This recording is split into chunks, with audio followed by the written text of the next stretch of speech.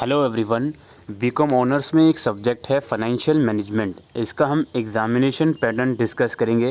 Unit wise weightage क्या है, किस यूनिट में कुछ इम्पोर्टेंट चीज़ें जो हटाई गई हैं, मतलब ऐसी चीज़ें जो उस यूनिट के लिए इम्पोर्टेंट नहीं है, थोड़ा वो भी हम डिस्कस कर लेंगे।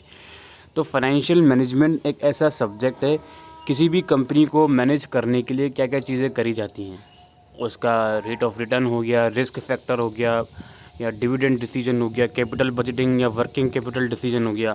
तो वो सब चीज़ें आप इस पर्टिकुलर सब्जेक्ट में पढ़ोगे, जो कि ये न्यूमेरिकल सब्जेक्ट है।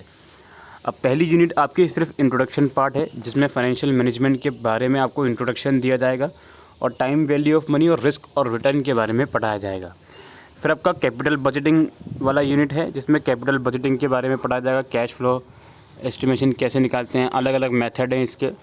फिर आपका cost of capital and financing decision, जो फाइनेंसिंग डिसीजन होता है, फाइनेंस कैसे रेज करें, उन सब डिसीजन को लेने के लिए क्या क्या चीज़ें कंसिडर करी जाती हैं, क्या क्या फॉर्मूले आपको चाहिए होते हैं, वो सब चीज़ें हैं।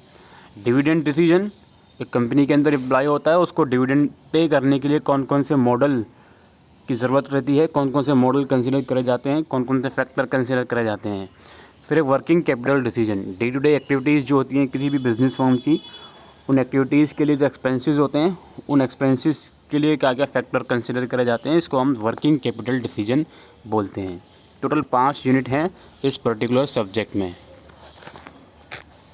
थोड़ा हम यूनिट वाइज थोड़ा कुछ चीज़ें समझते हैं।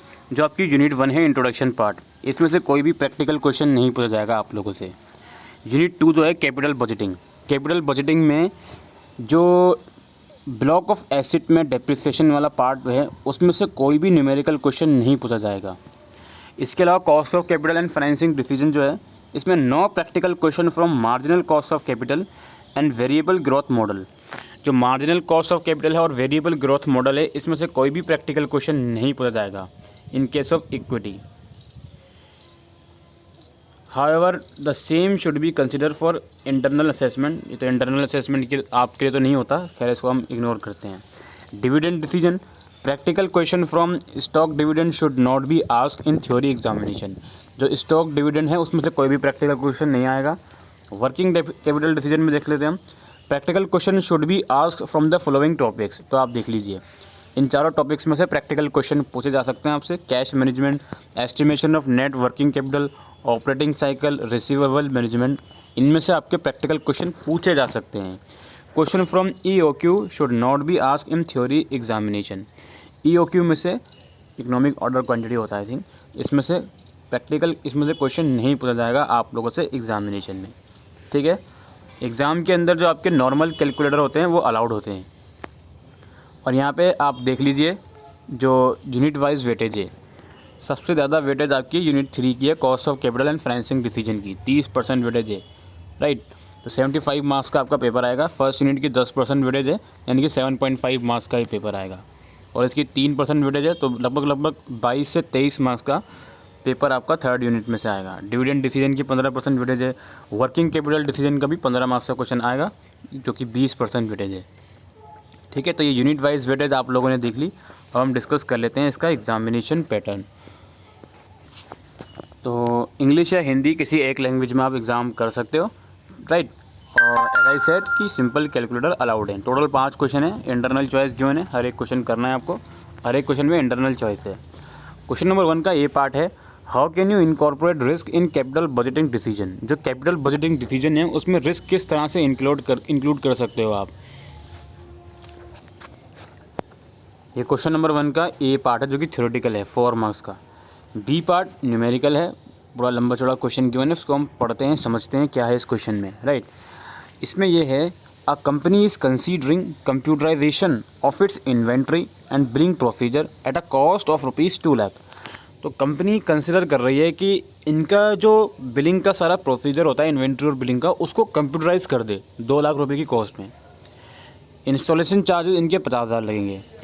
These outlays will be depreciated on a straight line basis to zero book value, which will also be its salvage value at the end of its life of 5 years। इसकी जो life जो कि 5 साल है, इसमें डेप्रिसिएशन लगेगी straight line method की मदद से। The new system will require 2 computer specialist with annual salaries of ₹14,000 पर person.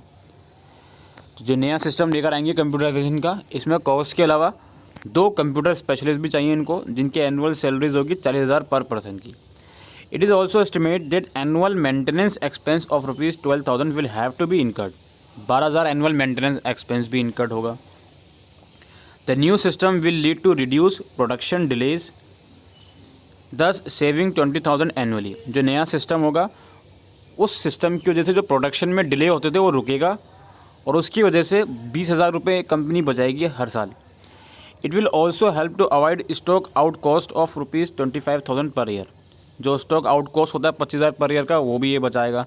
It will also timely billing will increase inflow by 8,000 per year. जो बिलिंग टाइमली होगी नए सिस्टम की वजह से, उसकी वजह से जो इनफ्लो होगा वो 8,000 पर ईयर कम हो जाएगा, बढ़ जाएगा, sorry. 6 clerical employee with annual salaries of 20,000 each will also be become redundant. The company tax rate is 30% and required rate of return is 12%. Evaluate the project. What will be your decision if salvage value is taken at ₹30,000 for purpose of calculating depreciation, even though the machine will be worthless in terms of resale value after 5 years?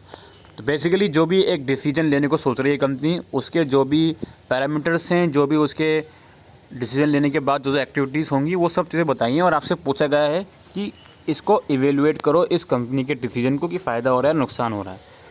और last में ये भी पूछा गया है कि मान लो अगर सेल्वेज वैल्यू 30,000 रुपये है और मशीन की लाइफ 5 साल ही है, तो उस केस में आपका क्या डिसीजन रहेगा। 11 मार्क्स में ये क्वेश्चन आया है, राइट।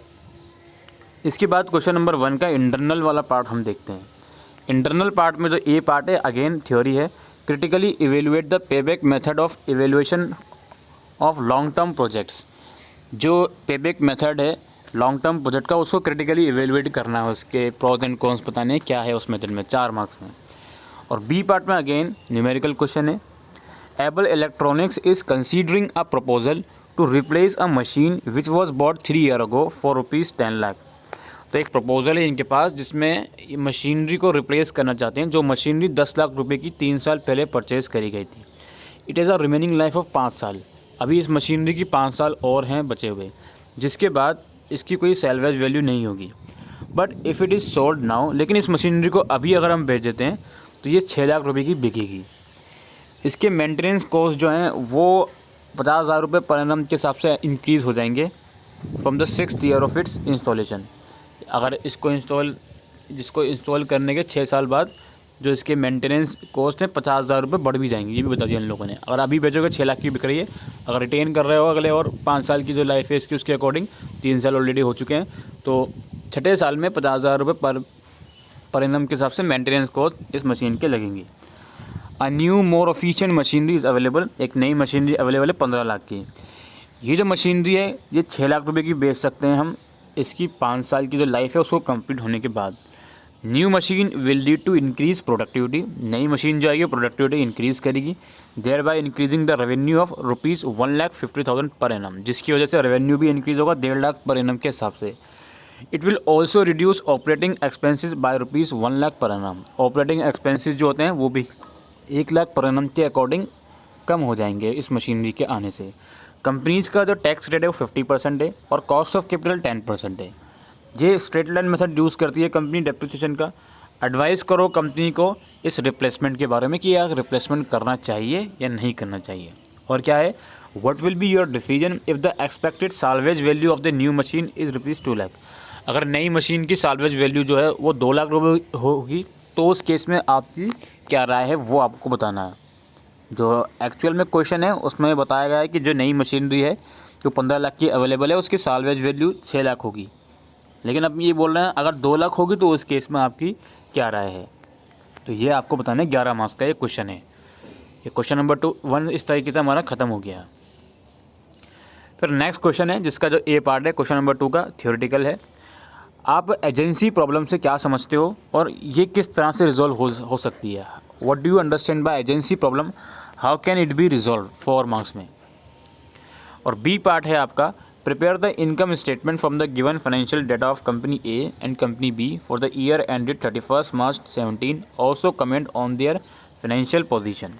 तो इनकम स्टेटमेंट बताना है दो कंपनी का, और ये बताना है कि इनकी फाइनेंशियल पोजीशन क्या है. कुछ डाटा गिवन है कंपनीज़ का, जैसे वेरिएबल एक्सपेंसेस हैं सेल्स की परसेंटेज पर, यानी कि जितनी की सेल्स है उस सेल्स के ऊपर 66.7 या 75% वेरिएबल एक्सपेंसेस है. इंटरेस्ट बता रखा है रुपीज़ के अंदर, और डिग्री ऑफ ऑपरेटिंग लेवरेज कितना है और डिग्री ऑफ फाइनेंशियल लेवरेज कितना है, इनकम टैक्स रेट कितना है दोनों कंपनी का वो बता रखा है. तो इस डेटा के बेसिस पर आपको इनकम स्टेटमेंट बनानी है दोनों ही कंपनी की, और बताना है कि इनकी फाइनेंशियल पोजीशन क्या है. बी पार्ट में क्वेश्चन नंबर 2 के, जो कि 11 मार्क्स का है. इसके बाद क्वेश्चन नंबर 2 का इंटरनल पार्ट है, जिसमें again a part theory marks का है. A rupee of today is not equal to a rupee of tomorrow, explain. आज का जो रुपी है वो आने वाले कल के रुपी के बराबर नहीं होगा, इस चीज़ को एक्सप्लेन करो 4 मार्क्स में, राइट. और बी पार्ट है आपका, बी पार्ट में क्या है, calculate the overall cost of capital of Sushant limited from the information given below using book value weight and market value weight. तो बेसिकली दो मेथड के मदद से आपको कॉस्ट ऑफ कैपिटल निकालनी है सुशांत लिमिटेड की, इस इंफॉर्मेशन की मदद से, ठीक है. तो यहाँ पर गिवन है equity share of ₹10 each, book value इतनी है, मार्केट वैल्यू इतनी है. Preference share of ₹100 each, book value इतनी है, मार्केट वैल्यू इतनी है. रिडीमेबल है प्रेफरेंस शेयर 10 साल के बाद. डिबेंचर की वैल्यू गिवन है आपकी, और रिजर्व गिवन है. तो इस डाटा की मदद से आपको बताना है. इसके अलावा और भी डाटा गिवन है नीचे. Last year company paid a dividend of ₹2.2 पर शेयर. पिछले साल 2.2 पर शेयर के हिसाब से डिविडेंड भी पे करा था कंपनी ने. It is expected to declare a dividend of ₹2.42 per share. अब ये एक्सपेक्टेड है कि अब कंपनी डिविडेंड डिक्लेयर करेगी इस साल 2.42 के हिसाब से. Company has been maintaining the growth rate in dividend over the year and is expected to do so in future. यानी कि कंपनी जो है वो डिविडेंड में ग्रोथ करती है हर साल, और एक्सपेक्ट करती है फ्यूचर में भी ग्रोथ करेगी. टैक्स रेट कंपनी का 40% है. तो इन्हीं सारी डिटेल्स की मदद से आपको कैलकुलेट करना है कॉस्ट ऑफ कैपिटल, ठीक है, जो ऊपर भी बताया था हमने. Calculate the overall cost of capital of Sushant limited from the information given below.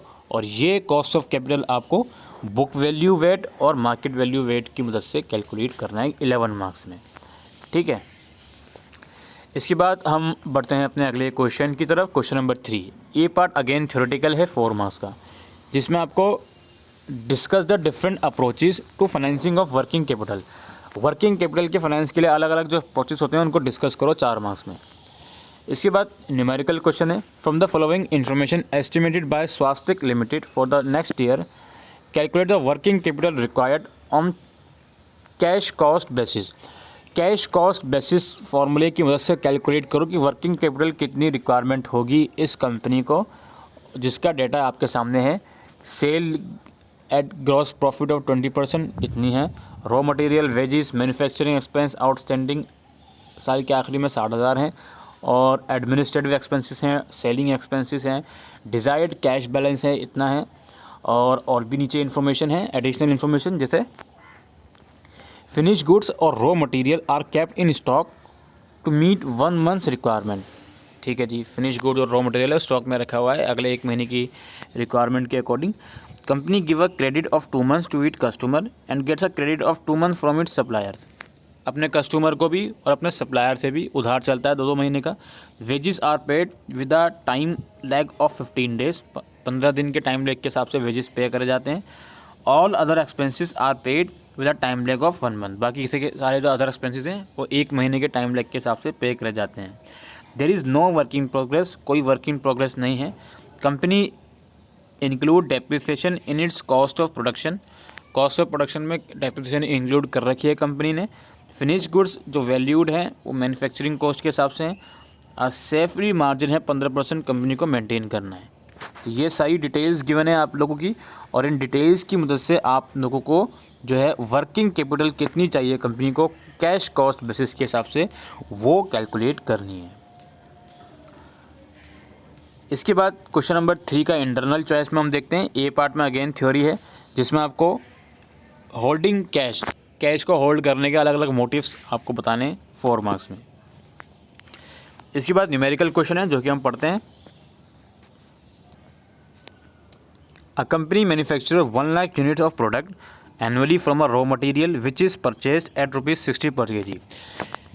60 रुपये पर के जी के हिसाब से रॉ मटेरियल परचेज करा जा रहा है और उस रॉ मटेरियल की मदद से 1 लाख यूनिट कंपनी हर साल प्रोड्यूस करती है और हैंडलिंग कॉस्ट है 200 और फ्रेट है 550 per order. It incur a handling cost of 200 and freight of ₹550 per order. ठीक है जी, इनकम ये एक्सपेंसेस बता दिए पर ऑर्डर के हिसाब से। Inventory carrying cost of raw material is 0.75 पर के जी पर मंथ। जो इन्वेंट्री को रखने की कॉस्ट है वो 0.75 पर के जी है हर महीने की पर के जी के हिसाब से। इसके अलावा cost of working capital finance on the investment in inventory is ₹6 पर के जी पर मंथ। जो वर्किंग कैपिटल फाइनेंस की जो कॉस्ट है वो 6 पर के जी के हिसाब से एक महीने की। 1 kg of raw material can produce 2.5 unit of the product. जो 1 kg है रॉ मटेरियल का वो 2.5 यूनिट जो है प्रोड्यूस कर सकता है। ये हो गया डेटा आपके पास। अब आपको कैलकुलेट करना है इकोनॉमिक ऑर्डर क्वांटिटी और फ्रीक्वेंसी ऑफ ऑर्डरिंग, और if the company wants to place order on quarterly basis what percentage of discount on the price of raw material should be negotiated. तो ये तीनों चीज़ें आपको कैलकुलेट करनी है। आपके मन में अब सवाल आ जाएगा, सर आपने बोला है कि EOQ से क्वेश्चन नहीं आएंगे, फिर इसमें क्यों आया हुआ है? इसको आप इग्नोर करें, EOQ से क्वेश्चन नहीं आएगा तो नहीं आएगा। फिलहाल जो गाइडलाइंस में लिखा हुआ है उसके अकॉर्डिंग। अब ये पेपर थोड़ा पहले का है तो इसलिए आपको लग रहा होगा। गाइडलाइंस के बाद जो एग्ज़ाम हुआ है वो ओपन बुक मोड में हुआ है, तो वो पेपर डिस्कस हमने नहीं करा है, उसको कुछ करने का फ़ायदा नहीं है डिस्कस। ठीक है, इसके बाद और नीचे आते हैं हम। क्वेश्चन नंबर 4 आता है हमारा। ए पार्ट आपका अगेन न्यूमेरिकल है, इसमें डिफरेंट अप्रोचेस बताओ कॉस्ट ऑफ इक्विटी को कैलकुलेट करने के लिए। और बी पार्ट में इसका आपका है a company needs to raise 10 lakh for a new project which is expected to yield an amount EBIT of ₹160। ठीक है, 10 लाख रुपए चाहिए कंपनी को नए प्रोजेक्ट के लिए, जिसकी मदद से ये लोग जो 1,60,000 रुपये का EBIT निकालेंगे। It is considering a possibility of issuing equity share along with some amount of डेप्ट। ये सोच रहे हैं कंपनी की कुछ इक्विटी शेयर इशू करें और कुछ डेप्ट रेज करें।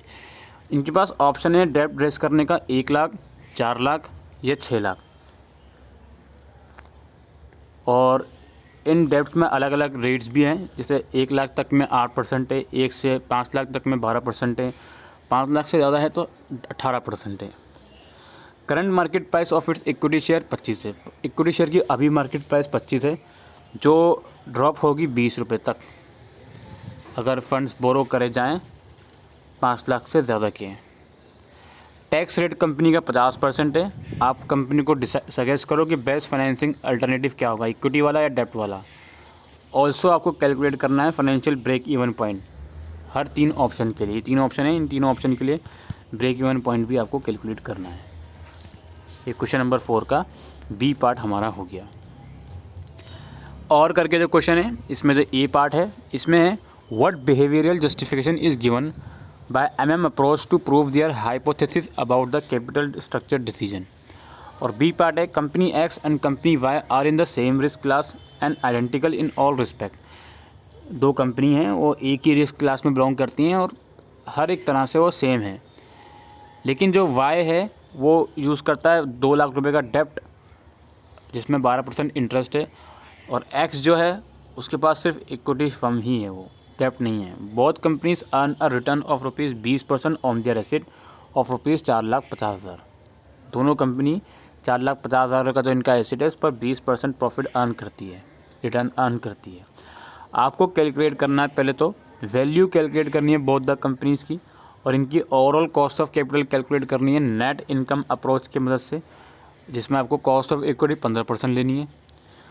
और आपको कैलकुलेट करना है value of both the companies and equity capitalisation rate using NOI approach taking overall cost of capital as 15%, and then compare करना है आपको रिजल्ट और कमेंट करना है उस रिजल्ट के ऊपर। ठीक है, तो ये 11 मार्क्स का क्वेश्चन हो गया आपका बी पार्ट। लास्ट हमारा क्वेश्चन है 5th। इसका जो ए पार्ट है इसमें आपको बताना है इन्फॉर्मेशनल कंटेंट ऑफ डिविडेंड। इससे आप क्या समझते हो 4 मार्क्स में। देन बी पार्ट है आपका, इसमें कुछ इन्फॉर्मेशन है। The following information for current year about XYZ limited is as follows. एक कंपनी की इन्फॉर्मेशन गिवन है, अर्निंग कितनी है कंपनी की, नंबर ऑफ इक्विटी शेयर्स कितने हैं, डिविडेंड कितना पे किया, रिटर्न ऑन इन्वेस्टमेंट कितना परसेंट है, कॉस्ट ऑफ इक्विटी कितना है। ठीक है जी।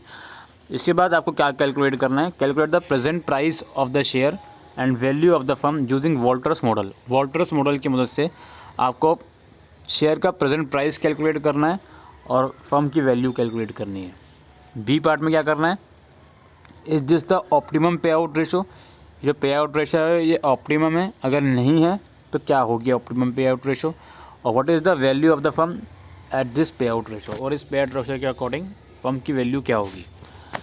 अच्छा, थर्ड है what is the payout ratio in which value of the firm will be lowest. ऐसी पे आउट रेशो कैलकुलेट करो जिसमें फर्म की जो वैल्यू होगी वो लोएस्ट होगी। फोर्थ है what should be the payout ratio if the firm wants to keep its share price of ₹55 at ₹55। अगर फर्म जो है अपनी शेयर प्राइस 55 के हिसाब से रखना चाहती है तो उस कंडीशन में पे आउट रेशो क्या होनी चाहिए। और when will the firm be indifferent about payment of dividend. Firm जो होगी डिविडेंड को पे करने में इंडिफरेंस कब होगी, किस केसेस में होगी, वो आपको बताना है। इसके बाद क्वेश्चन नंबर 5 का जो इंटरनल चॉइस है और जो हमारा लास्ट क्वेश्चन हो जाएगा, उसमें ए पार्ट में तो है आपको डिविडेंड पॉलिसी जो होती है किसी भी कंपनी की, उसमें क्या क्या चीज़ें डिटरमाइन करी जाती है वो आपको बताना है 4 मार्क्स में। और बी पार्ट में आपको क्या करना है, Riley international belongs to the risk class for which the appropriate capitalisation rate is 10%। जो रिले इंटरनेशनल है वो रिस्क क्लास से बिलोंग करता है जिसमें जो कैपिटलाइजेशन रेट है 10% है। इसके पास अभी करंटली 1 लाख इक्विटी शेयर हैं 80 रुपये के हिसाब से। ये सोच रहा है कि डिविडेंड डिक्लेयर करे 4 रुपये पर शेयर के हिसाब से फर्स्ट ईयर के एंड में। It is expected a net income of ₹8 lakh. ये एक्सपेक्ट कर रहा है कि 8 लाख रुपये की इसकी नेट इनकम होगी। और इन्वेस्टमेंट प्रपोजल जो है इसके पास जिसके लिए चाहिए 15 लाख रुपये। शो करो एजम्पशन के अकॉर्डिंग कि डिविडेंड पेमेंट कैसे होगा। Show that under assumption payment of dividend does not affect the value of the firm. यानी कि एजम्पशन के अंदर आपको शो करना है कि डिविडेंड पे करने के बाद जो फर्म की वैल्यू है उस पर कोई फ़र्क नहीं पड़ा, और आफ्टर द और नया शेयर इशू करने के बाद भी जो फर्म की वैल्यू है उस पर कोई भी फ़र्क नहीं पड़ा। तो ये 11 मार्क्स में आपको अप्रोच के अकॉर्डिंग इस क्वेश्चन को डिफ़ाइन करना है। तो इस तरह का क्वेश्चन आप लोगों का आया है। क्वेश्चन में एक कॉमन चीज़ देखी गई है, 20 मार्क्स की थ्योरी है, बिल्कुल आपकी आ ही सकती है। हर एक क्वेश्चन में 4 मार्क्स की थ्योरी आई है, तो 20 मार्क्स की थ्योरी प्लस आपके रेस्ट 55 मार्क्स आपके न्यूमेरिकल के आने ही हैं। तो 50 मार्क्स का न्यूमेरिकल आना ही है, सिंपल सी बात है। ठीक है, तो यही दोस्तों आज की इस वीडियो में इंपॉर्टेंट अपडेट थी फाइनेंशियल मैनेजमेंट बीकॉम ऑनर्स से रिलेटेड। आई होप ये वीडियो आपको यूज़फुल लगी हो, तो वीडियो को शेयर करेगा।